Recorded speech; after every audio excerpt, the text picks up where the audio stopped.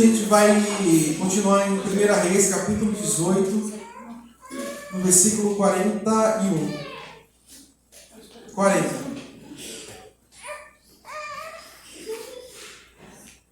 Aleluia.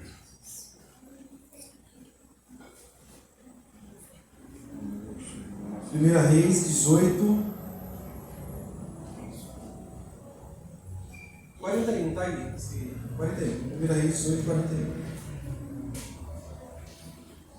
Aleluia. Então disse Elias a Acabe: sobe, come e bebe, porque há ruído de uma abundante chuva. Vamos repetir esse versículo? Então disse Elias a Acabe: sobe, come e bebe, porque há ruído de uma abundante chuva. Não estava chovendo. Não tinha som de nada naquele momento.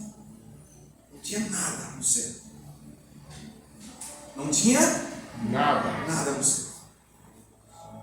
E Acabe subiu a comer e a beber, mas Elias subiu ao cume do monte, inclinou-se por terra e pôs o seu rosto entre os joelhos. Na linguagem original, vai falar que Elias se colocou de joelhos como uma mãe que fosse gerar a luz de parto natural. Está no original. Preste muita atenção nisso. Entre os seus joelhos.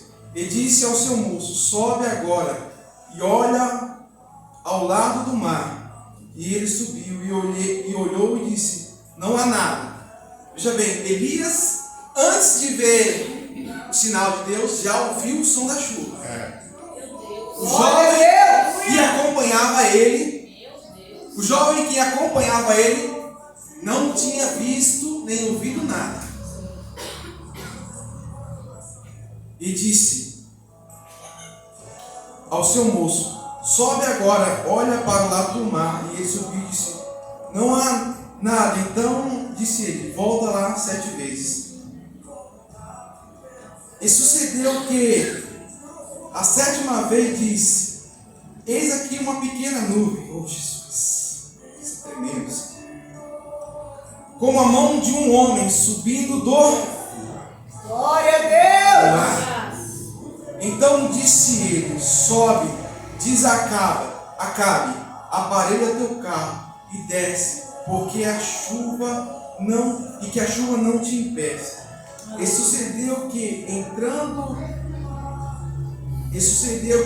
entretanto, os céus se enegreceram com as nuvens, e o vento veio, uma grande chuva. Oh, papai! Aleluia. E foi uma grande chuva, e Acabe subiu ao carro e foi para Jezreel. Irmãos, Deus tremendo. no Aleluia. original, no grego, está falando que o jovem viu uma cofe, uma mão em formato de concha. Irmãos, ele viu a mão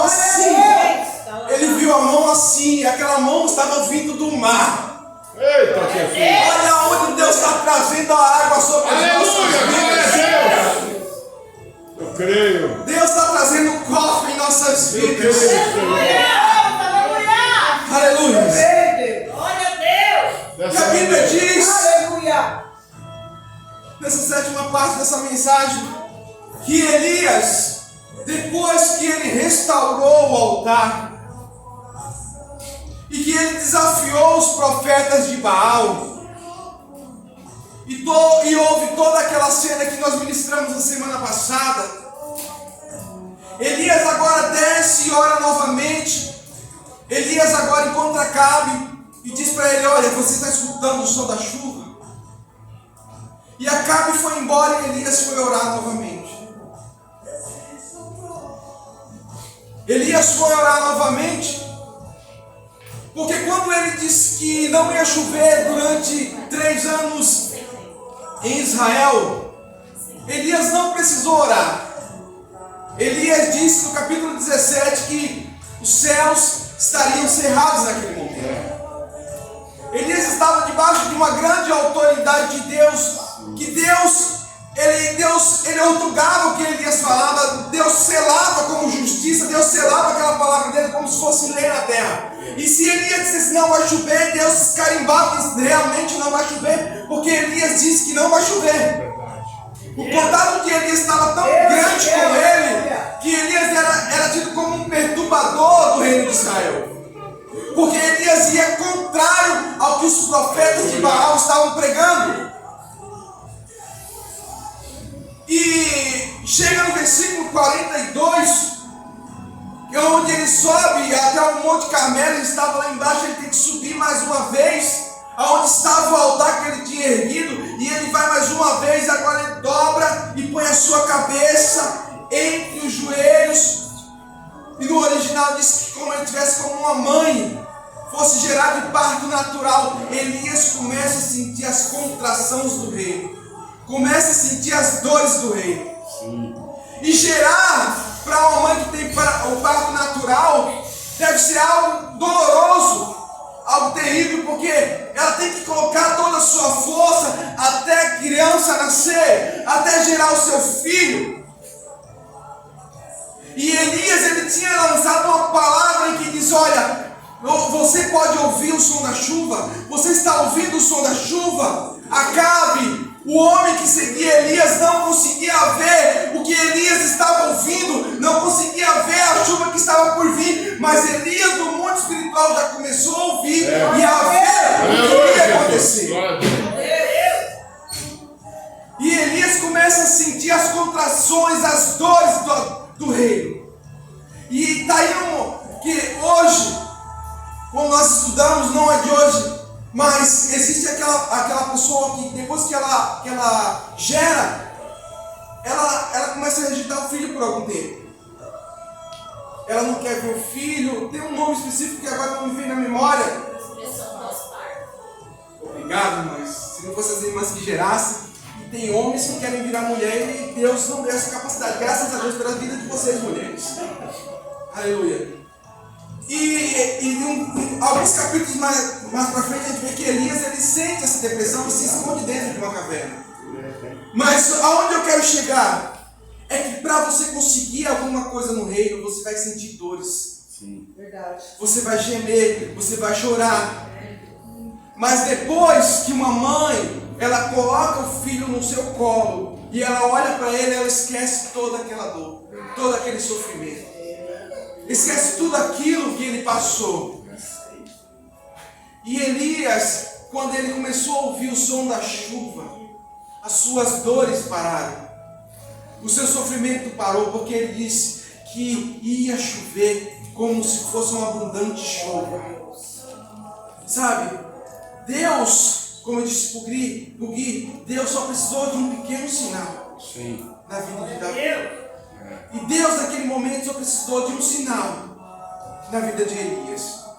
Elias só precisou ver um pequeno sinal para que a grande chuva viesse. Aleluia. Para que algo sobrenatural viesse. É verdade. E o que eu quero falar para vocês hoje tem um título, eu não sei se o Gui colocou aqui, mas tem um título. E o nome desse título é Emuná.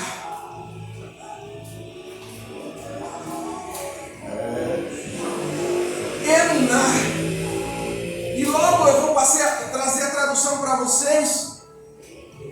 Porque antes de eu falar nesse contexto, que foi para mim, Gênesis capítulo 22, versículo 5.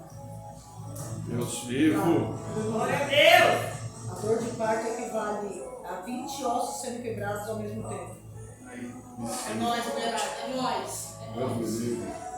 Obrigado, Senhor. Obrigado, Jesus.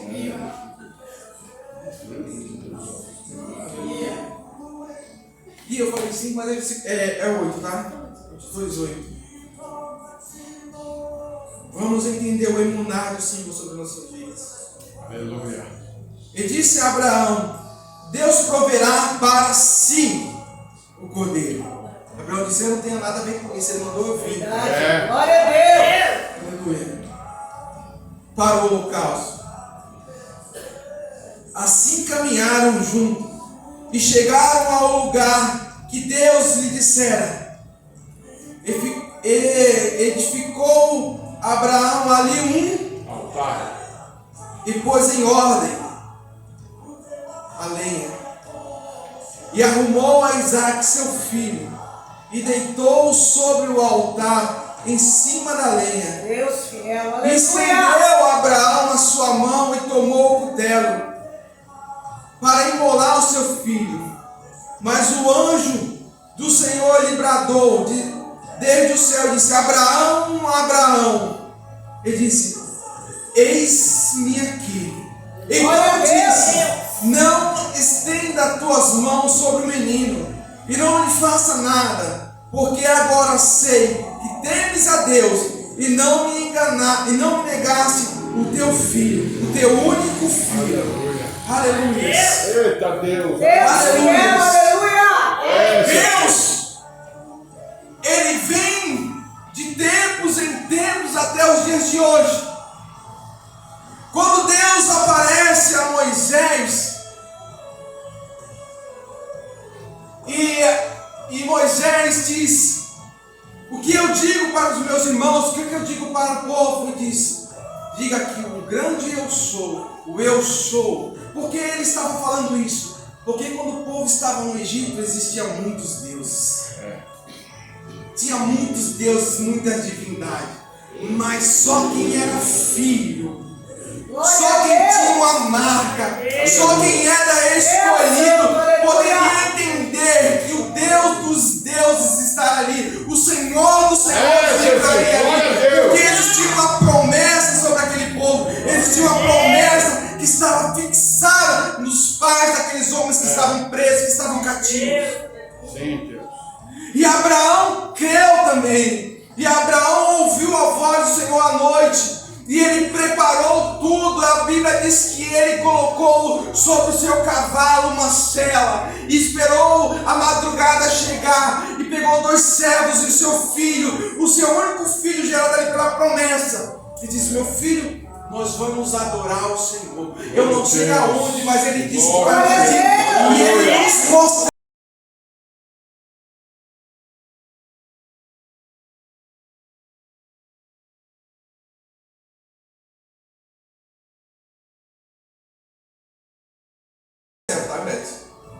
E Rafa vai ser o certo. Vem aqui. Eu sou Abraão, vai subir no altar também. O homem de Deus sobe no altar. Glória a Aleluia. Deus. Não recebeu não? O homem de Deus sobe no altar? Não recebeu? Ó, você vai ficar aqui, você vai ficar aqui. Me dá o fogo, me dá o meu cutelo. Ô, vem aqui, meu filho, vem aqui. Vem aqui, Isaac. Aleluia. Isaac, você está vendo aqui eles aqui, ó? Eles eu confio. Mas o que tem lá em cima é só para mim e para você. Meu Deus. Eles fazem Glória a parte. Deus. Jesus. Eles maneira, fazem Pai. parte do meu ministério. Mas o que Deus tem para mim e para você é diferente. Jesus. Ele, quando a gente descer, a gente vai trazer para eles também o que a gente vai receber lá em cima.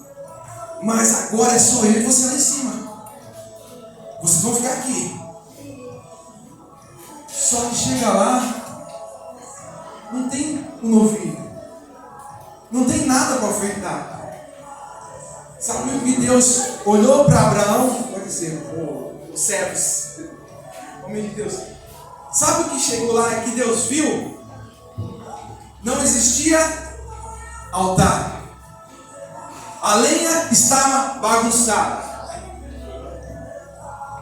Talvez pela caminhada a lenha foi desorganizando, mas Deus tinha que colocar algo em ordem ali. Abraão, nos 3 primeiros versículos que tratam de Abraão, 12 e 13, se eu não estiver enganado, até do 12 ao 13, Abraão levanta 3 altares essa caminhada. 3 altares.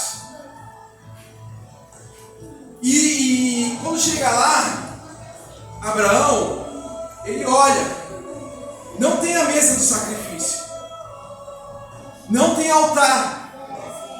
E eu não sei o tempo que ele preparou para demorar para reconstruir ou para fazer o altar, porque o altar é mais demorado de se fazer.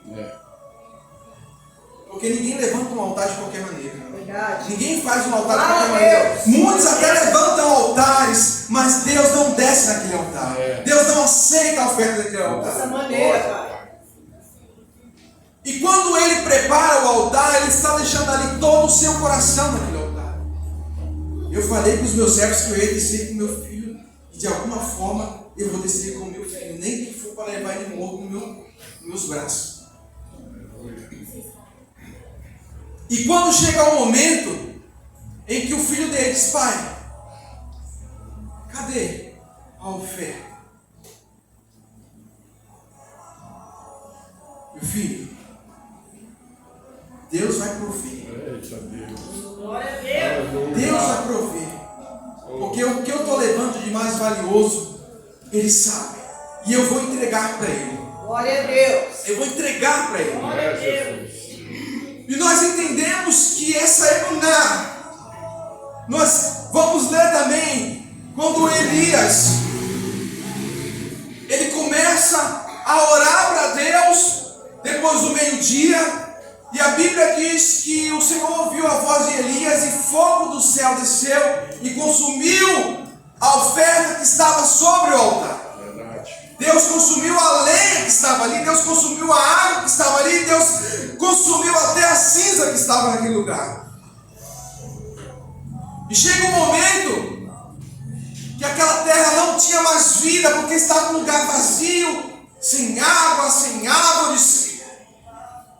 E agora era o momento em que Elias tinha que orar, porque até então ele tinha falado: não vai chover, e Deus voltava: não vai chover. Só que quando você quiser destrancar essa porta, você vai ter que falar face a face comigo. E Elias, então, ele ora ao Senhor.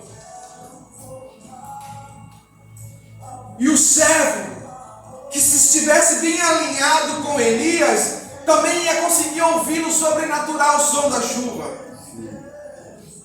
Talvez ele poderia ouvir os sons do trovão que estava acontecendo no sobrenatural, porque Deus já estava mudando a estação daquele lugar.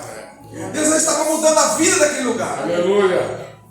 E Elias, ele fala assim: vai lá e vê o que está acontecendo. Sobe e olha para o mar e vê o que está acontecendo. Senhor, eu não vejo nada. Eu não sei a oração de Elias, mas talvez ele começou a dizer: Senhor, transfere a unção, transfere a visão para ele, que ele comece a ver as coisas sobrenaturais. Senhor, que ele comece a ver o que está acontecendo no mundo sobrenatural. Eu não sei a forma que ele subiu ao monte junto comigo. Talvez ele está com problema na casa, na família, na escola, no trabalho. Senhor, mas ele comece a ver as coisas que estão além do sobrenatural. Aleluia. E daqui a pouco ele sobe pela 7ª vez e ele vê uma mão subindo como se fosse uma concha, e aquela mão estava trazendo o sobrenatural. Olha, eu vejo uma mão e ela é o tamanho da mão de um homem. Olha, ela é pequenininha, mas aquele pequeno sinal trouxe uma grande chuva sobre Israel. E Deus quer trazer sobre a sua vida, através de um pequeno sinal, grandes coisas. E não depende de mim, depende de como você ora ao Senhor. Se é ajoelhado, se é com a sua cabeça entre os joelhos, se é em pé, de alguma forma você tem que falar: Senhor, eu quero ver o teu sinal, eu quero ver o teu sinal, eu quero ver o teu sinal. E Deus vai ter o maior prazer em te mostrar. Aleluia. Verdade, Jesus. Mas sabe por que eles tiveram esse privilégio e conheceram essa palavra? Porque essa palavra nada mais é do que fé e fidelidade. Glória a Deus. A tradução dessa palavra é fidelidade. A tradução dessa palavra é fé. Sem fé é impossível agradar a Deus. Sem fidelidade você não consegue alcançar ao Senhor. Se você não tiver: Senhor, eu preciso ser fiel, Senhor, eu preciso ter fé, irmãos, nós vamos apenas subir para o monte e não vamos ver o milagre do Senhor. Verdade. Vamos apenas ser espectadores, como o povo estava vendo os sinais de Deus, Elias. da tua maneira, Senhor. Seríamos apenas espectadores, como foram os servos de Abraão. Seríamos só espectadores, como foi o povo no Egito, quando saiu de lá e viu o mar se abrir. Mas aquele que quer viver os sinais tem que querer sacrificar aquilo que está dentro de si. E é muito bonito quando a gente tem uma oratória legal, que a gente prega bonito, que a gente canta bonito, que a gente dança bonito. Mas se o altar estiver vazio, irmão, é em vão. Meu Deus. É em vão. Eu posso preparar uma série de mensagens e trazer para vocês, e vocês aplaudir, glorificar, mas se esse altar aqui estiver vazio, não vai adiantar nada. Esse altar aqui tem que ser um lugar de sacrifício, e todo dia eu tenho que sacrificar a minha carne para que ela não vença o Espírito. Todo dia eu tenho que abater a minha carne para que ela não se torne mais forte do que o meu Espírito. Dessa maneira. E isso é difícil. Isso é difícil. Talvez entramos aqui e nos deparamos com um cenário totalmente contrário do que queríamos que fosse. E olhamos algumas cadeiras e falamos: meu Deus, por que isso está acontecendo? Por que, Senhor, eles não estão vindo? Por que eles não querem vir? Irmão, sobe com a sua lenha. Sobe com o seu É sacrifício. dessa forma, Senhor. Faça a sua parte, que o restante é com o Senhor. Aleluia. E por que eu fiz isso no começo do culto? Pedi para você abraçar alguém, para você sentir. Talvez aquela pessoa está passando por um momento de dificuldade, de dor, que o que ela mais quer é um abraço. O que ela mais quer é se sentir amada, ser abraçada. Porque você dizer a paz do Senhor é muito bonito, é impactante, mas não existe nada melhor que falar assim: Jesus te ama, eu também te amo. E isso não é algo que eu estou falando da boca para fora, é porque eu quero que você sinta a alegria do Senhor. Eu também quero sentir a alegria do Senhor. E se for para sacrificar junto, diante do altar, vamos lá, vamos sacrificar as nossas dores, vamos sacrificar o nosso sentimento. Sim, Senhor. Aleluia. Irmãos, Deus, ele tem uma lógica. E a lógica de Deus é totalmente diferente da nossa. Porque a nossa lógica é sempre multiplicar, é sempre adicionar. Mas Deus, a lógica de Deus é sempre a subtração. E Deus sempre vai e fala assim: olha, você tem que perder aqui para ganhar ali. Verdade. Você tem que deixar aqui para lá na frente ganhar. Deus jamais vai assim: olha, eu vou acrescentar, e você sair do fato. Não, você tem que se esvaziar. Fala, Deus. Fala: Senhor, É dessa maneira. eu estou disponível, Senhor. Eu estou disponível nessa noite, Senhor. Eu estou disponível, Senhor. Estou disponível. Deus fiel. É verdade, Senhor. E Deus, ele observa isso. Deus vê desta forma. Abraão subiu, Elias subiu, e nós não devemos apenas observar. Se eu tenho que subir para que Deus se manifeste e eu possa ver o poder dele, eu tenho que subir. E quando eu digo subir, eu não estou falando para você: vamos marcar de subir ao monte. Deus não precisa de monte para manifestar os seus É sinais. verdade, Deus.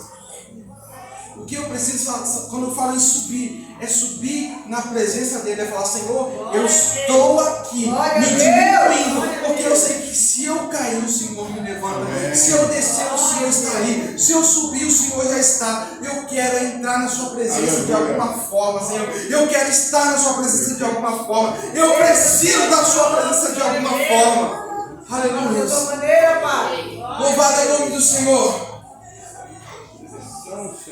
Aleluia. Vou sair desse contexto aqui para falar algo com vocês. Alguns meses atrás, eu falava com o Blas, e quem é um pouco mais antigo aí, eu não vou falar com pessoas mais novas, e eu conversava com ele. O bom de você ter um pastor que é músico é que você consegue entrar em algumas áreas, mesmo sem saber de nada.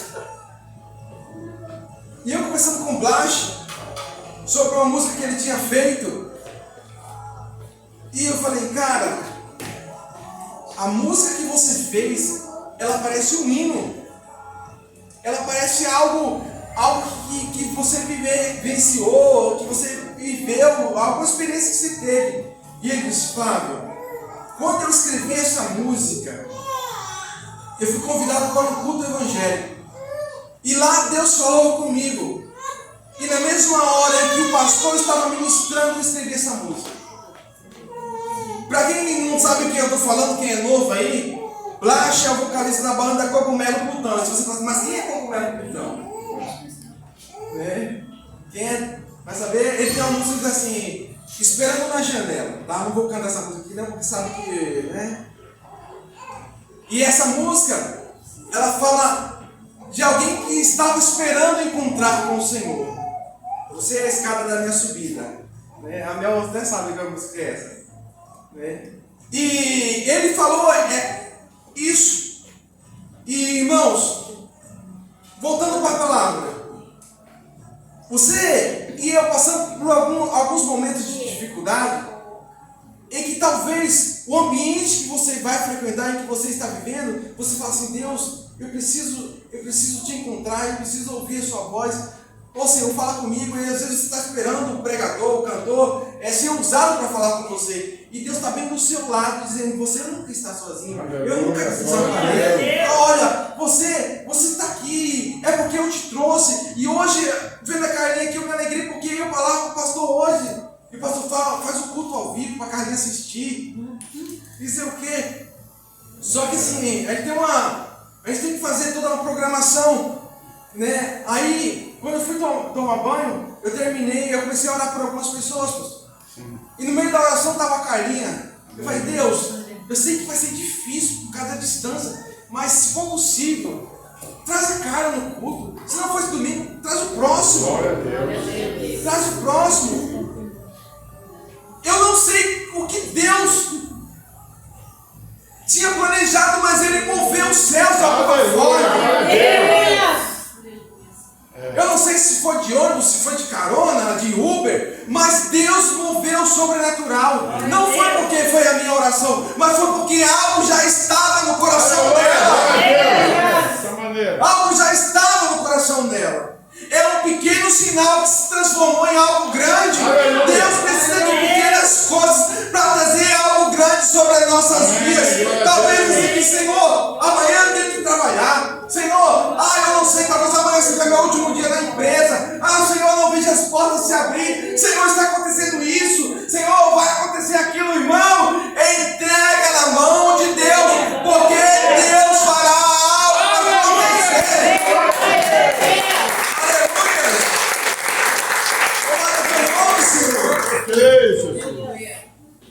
Aleluia.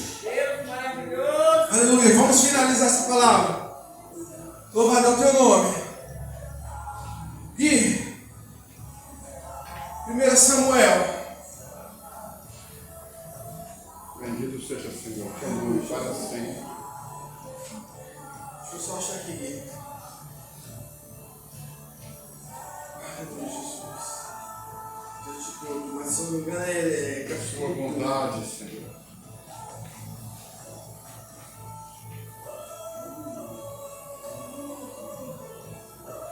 Samuel capítulo 3, Gui, versículo 8, 7.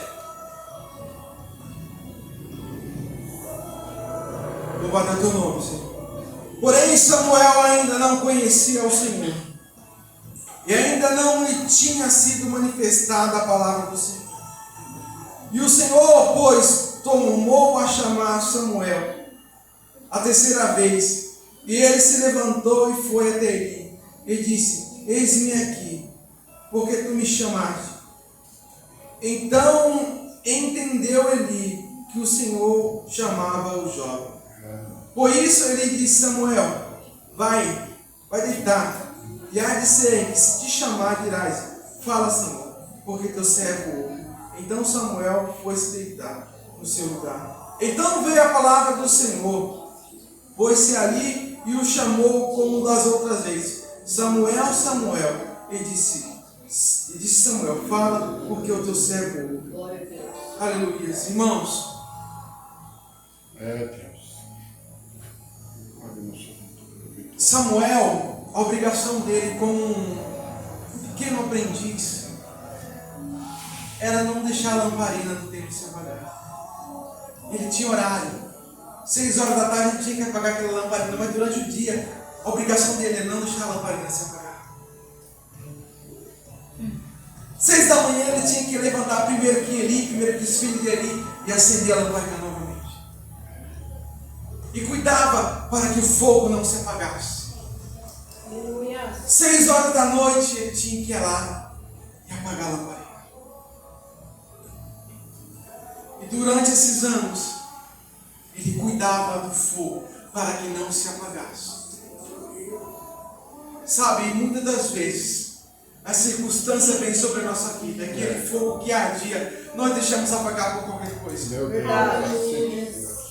Fala, Deus. Sabe, há um fogo ardendo dentro de nós que quando nós aceitamos Jesus, quando nós viemos para a presença do Senhor, um fogo queimando constantemente. Mas vem as circunstâncias da vida, vem os perrengues da vida e faz com que essa chama se apague. E Deus só tem falado para você: cuida dessa chama. Cuida dessa chama. Meu Deus. Não deixa que nada nem ninguém apague essa chama.